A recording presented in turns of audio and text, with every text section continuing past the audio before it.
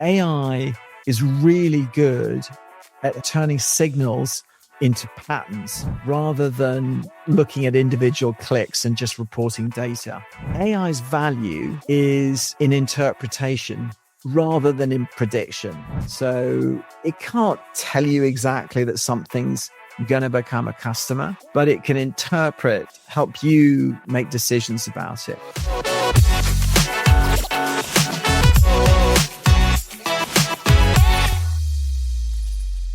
Hello and welcome to the Healthtech Marketing Show. I'm your host, Adam Turinas. Thank you to you for listening. I hope you're a regular subscriber. And if you're not, easy enough to subscribe on whatever your favorite podcast app is, or you can find us on YouTube. Just look for the Healthtech Marketing Show.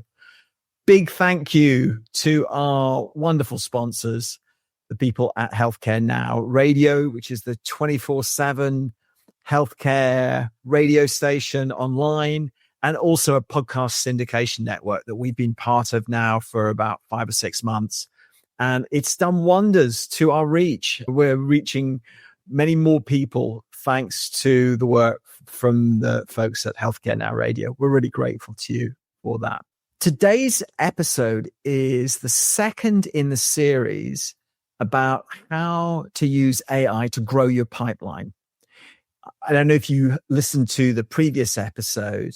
The basic premise of what we're trying to do here is to help marketers like you think through how to solve one of the big unsolved problems with AI, which is how do we use it to grow top line revenue? We're all using it for content creation and for research, and it's incredibly powerful in that regard. But very few companies have made progress, let alone crack the code on how you can actually make a meaningful contribution and a measurable contribution to pipeline using AI. And so we are trying to help you take a step in the right direction with that.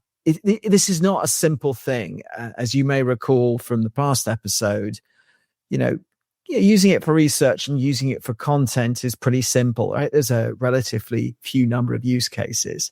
You're using it to grow your pipeline is a big strategic step, and there's a lot involved with it. So what we're trying to do is to break it down.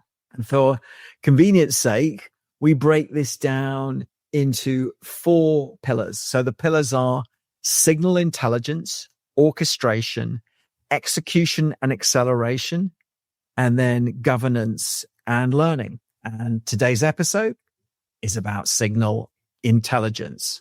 And so let me explain what signal intelligence is not first. So signal intelligence is not lead scoring. It's not, things like the threshold of an MQL. It's not measuring like a single intent spike. What signal intelligence is the ability to detect meaningful buyer behavior earlier. And we do that by interpreting patterns, not just discrete events. And we can also, if we're doing it well, we're doing it across accounts, we're doing it across people, and we're doing that over time. So it's a longitudinal thing.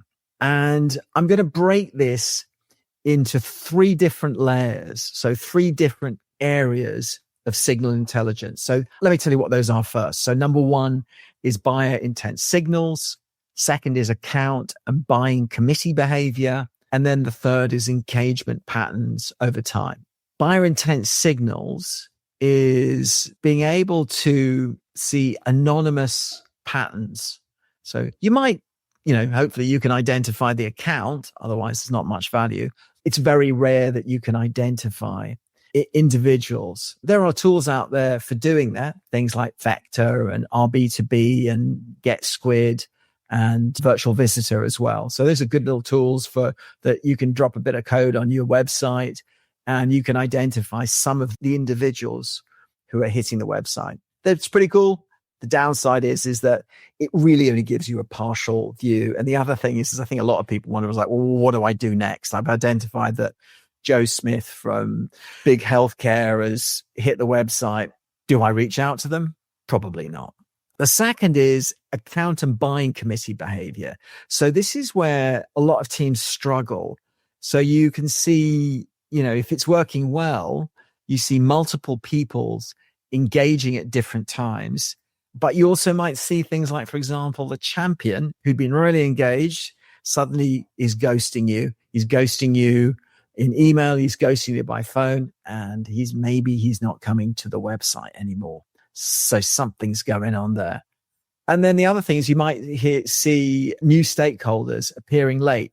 Now, platforms like Demandbase and Sixth Sense already have been doing that for quite a while, actually, and use AI to do that. A wonderful episode of this show with Kenny McDermott from Caregility, where she broke down basically the story of a deal and how they could see individuals and sort of individual clusters of people from a particularly large account hitting their website over the period of about 9 months.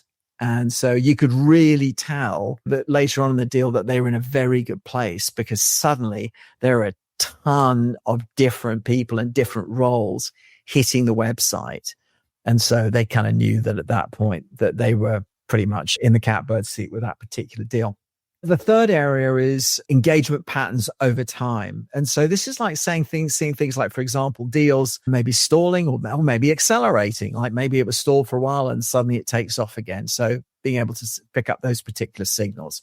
We actually use, in the work that we do, we use a tool called Factors AI. So Factors AI is a really nice aggregation tool that allows you to view accounts, set your own scoring parameters, aggregate signals from all kinds of different sources. It might be Bombora, third-party intent data. It may be first-party hitting your website. It might be LinkedIn advertising or programmatic advertising responses, opening up emails, all of those kinds of things, and then aggregating that. But the cool thing is that because we're looking at that over time, you can actually sort of tell, hey, you know what, this deal went quiet. It suddenly seemed to be lightening up again. So this is a positive signal.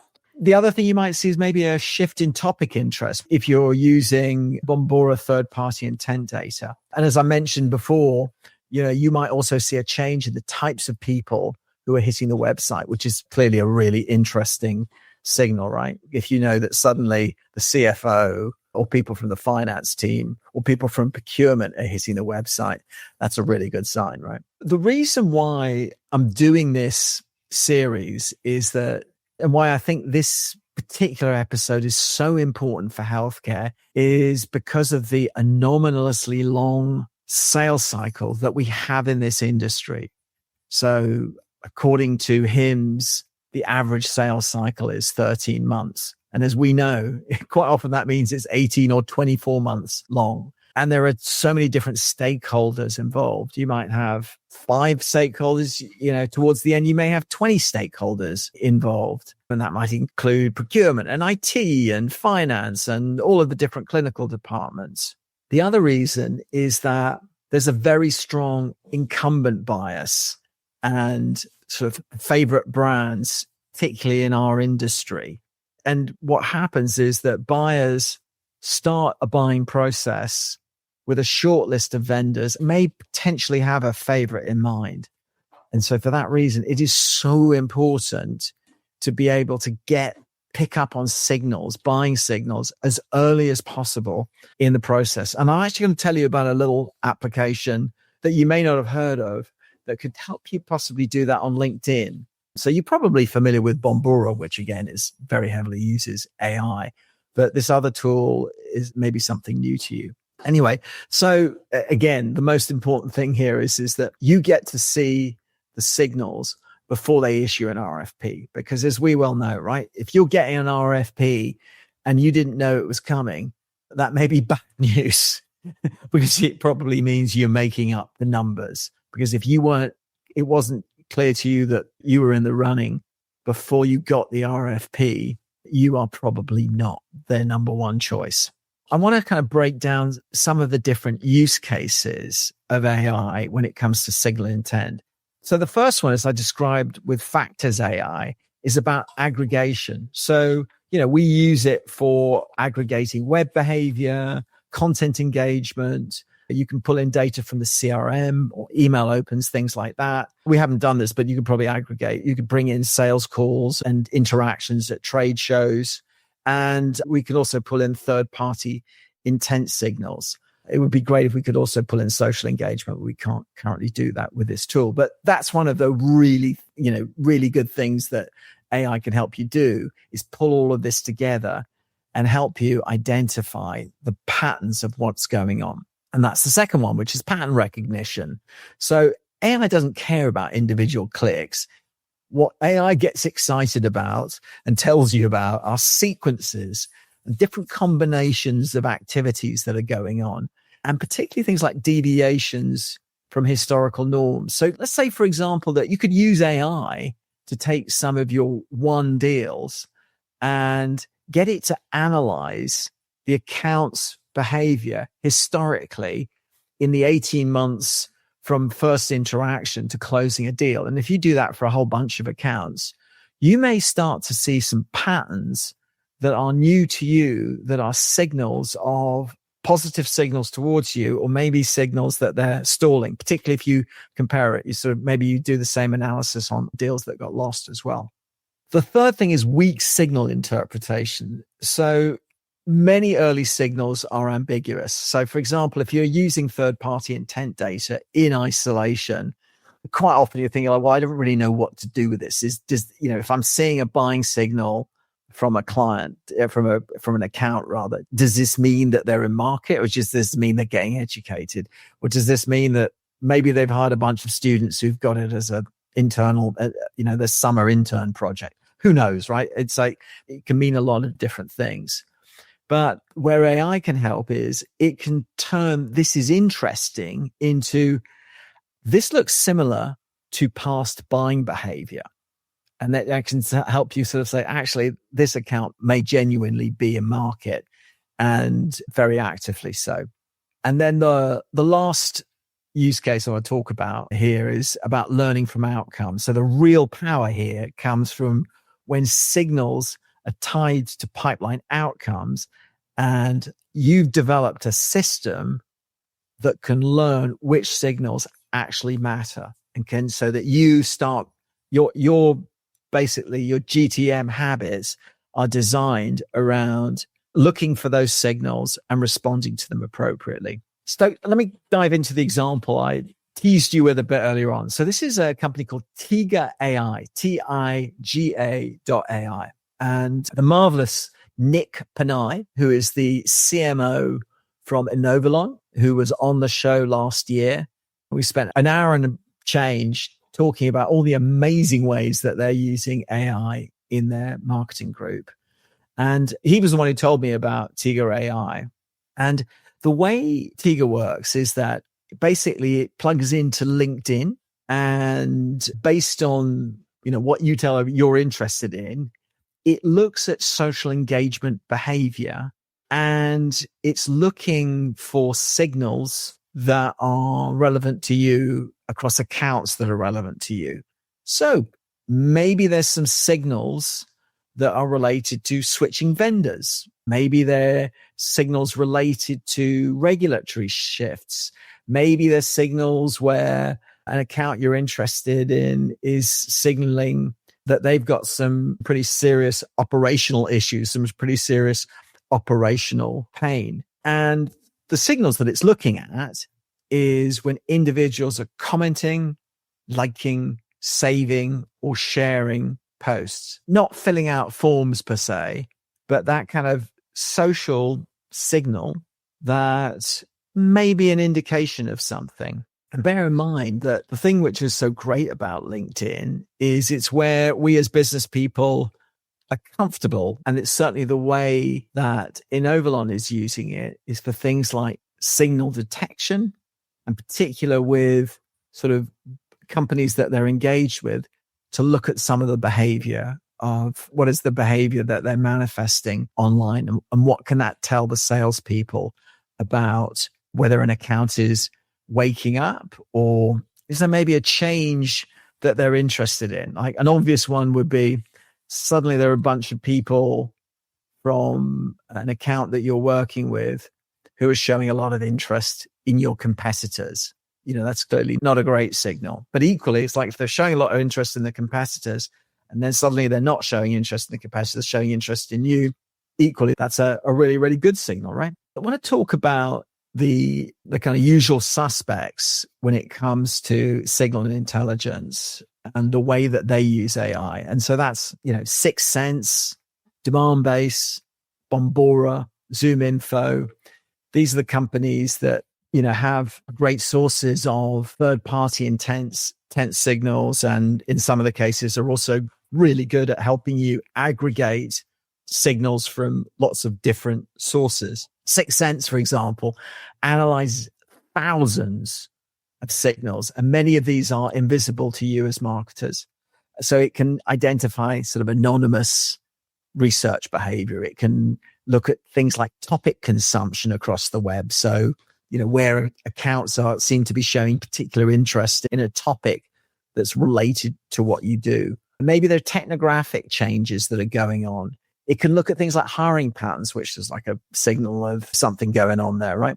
And then you can also look at things like which brands, which companies are they researching?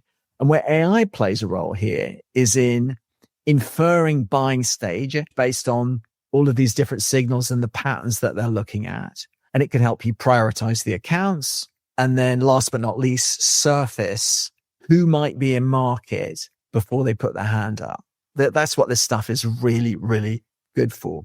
So the key point here is that it's very good. These systems are very good at detecting intent at scale. Now, the companies I mentioned are the ones that are sort of best known for it. And I think that a lot of people have been frustrated with, the sort of the big marketing automation platforms like HubSpot being a bit behind the eight ball on this. They're catching up and they're using AI to catch up. So HubSpot is, I think, a great example of that. They've got they've got co-pilots, they've got agents. They also have this system called Breeze, and Breeze is their intelligence system. And that includes buyer intent. And so you can now, if you're a HubSpot customer, you can use HubSpot to see buyer intent at the company level. So which companies are showing increased activity, which pages and topics matter most to them. And because if you're automating everything within HubSpot, you can then instantly trigger workflows, adjust routings, prioritize follow-up, that kind of stuff. And those are the sorts of things that in the past, you might have had to go consider demand-based to do this. Now with HubSpot, I don't think what they're doing is on the level of what demand-based does, but it might get you some of the way there. So before you make that investment in time and money in a platform like Sixth Sense or demand-based. What's fundamentally interesting about that, to me anyway, is that it changes one of the main benefits of HubSpot being about creating interesting, great dashboards that provide interesting insight to changing how we respond and doing that automatically and doing that at scale. Last area I want to cover related to AI is one of the most obvious potential AI applications that you may not have considered using when it comes to pipeline growth. And that's ChatGPT, Gemini, and Claude. So if you're smart about it and you're resourceful in the types of things that you look at and you spend the time to develop really good prompts, you can use generative AI to help you analyze patterns and to improve the way that you identify opportunities early and what responses work when. Let me explain. I'll give you an example. You could, if your company will let you do it, and that is a big if, right? Because some companies are just basically have got this thing shut down so that you can really only use Copilot and you can't do a lot of what I'm going to tell you about. But if your company is a little bit more relaxed about it, you could do things like take weekly account summaries, sales call notes, intent data exports out of Bombora, and then other types of engagement trends that you might have across your CRM and other data. And then you ask ChatGPT, what's changing? What looks like early buying behavior? What accounts deserve attention now? And so, it means you've got to have really rich prompts. And I do this a lot with ChatGPT. I mean, I use ChatGPT as a strategic co-pilot, and I will have a conversation with it. I use a tool called Whisperflow, so that rather than typing, which I'm pretty crap at, I can actually talk to it. And I use a framework called CRIT, which is context. So what's the context? R is the role. I is interview. So ask me questions. And T is the task. So in this case, an example would be, I have a whole bunch of data about accounts that might be in market for I'll make it up, our telehealth, our virtual care offering. And I pulled some data out of Bombora. I've also pulled our results from a LinkedIn campaign that we've been running for the last 3 months, and an email campaign that's been going with that, and also downloaded a whole bunch of leads that we picked up at a trade show. So that's the context. The role is, I want you to be an absolutely brilliant marketing analyst. And the task is, I want you to identify which accounts seem to be showing buying behavior. And the I interview is, before you get started, I want you to ask me 6 questions to make sure I believe that you understand the task and that I can answer your questions about the data that I provided you. So that's an example of how you could use ChatGPT to help you with these kinds of things. And so, this can say, here's some of the things it might be able to do. It might be able to help you sort of take a weak signal and say, this is what these 5 small buying behaviors together look meaningful. And so this account seems to be a market because X, Y, and Z are happening. You might not have spotted that if you look at the data on your own. It also helps you from a longitudinal perspective. So AI can help you answer things like, what usually happens 30 to 60 days before a lead account becomes an opportunity. It also can help you identify what patterns precede a deal stalling or getting lost, so that you can see that coming sooner. And maybe you have to adjust the probability that you have it in your CRM. It can also challenge you in the way that you're analyzing your data. So which signals are you overweighting? And then which ones correlate poorly with outcomes? So that's something that you would probably want to do on an annual basis or quarterly basis to say, are we looking at this data the right way? So this is not about letting AI decide for you. It's about getting AI to inform you earlier and to help you make better decisions. Well, let me just bring this to a close with some takeaways for you. So here are the things that I want you to take away from this episode. So number 1, particularly in healthcare, early beats perfect. The sooner you know with the greatest confidence that you can that an account might be in market, the better your odds are of turning that account into a customer. Second is, AI is really good at turning signals into patterns rather than looking at individual clicks and just reporting data.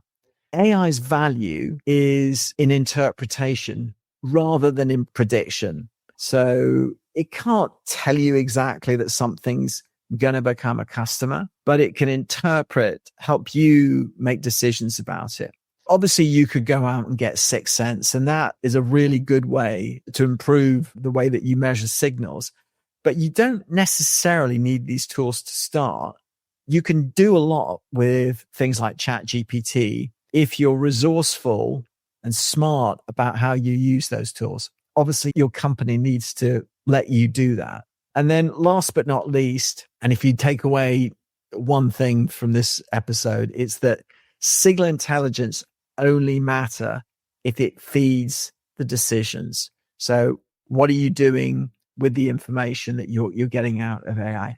Now, next week's episode is not an AI episode. The week after that will be the next one in the series. And so the third episode in this AI and pipeline generation series is about orchestration.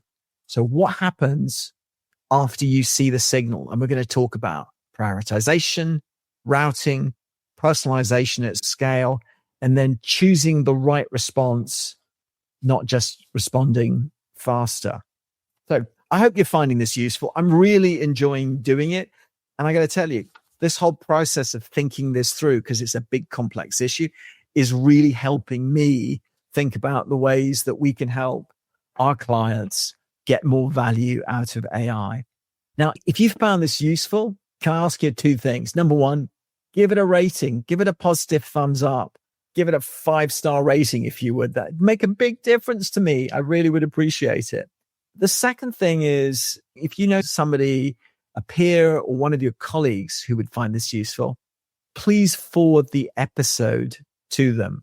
I really appreciate it if you would do that. By the way, if you want to have a chat with me about this, again, we're figuring out a lot of this stuff. I think if anybody tells you they've got it all cracked and they're absolute experts in AI pipeline generation, they're probably lying. I think everybody's trying to figure this stuff out. But if you want to have a chat about this, there's a link to book a meeting with me down below. And I've tried to provide links to all of the companies that we've mentioned in this episode. And with that, thank you for listening and see you on the next show.